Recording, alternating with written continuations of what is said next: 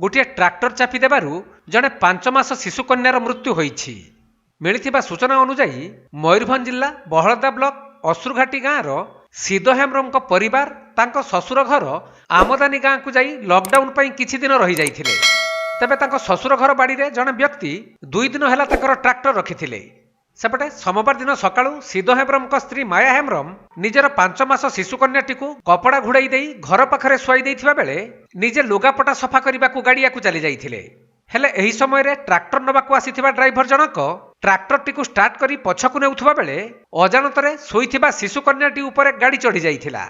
फଳରେ शिशुटीर चित्कार शुणी माँ दौड़ी आसबारू ड्राइवर जनक ट्राक्टर छाड़ी फेरार हो जाइथिला।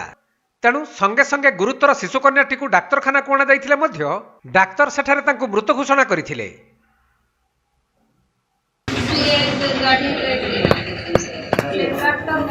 अच्छा से छुआटा किस करथिला या सोईथिला सरना सोई कोई दसे लुगा का पाजुछि सेते भाई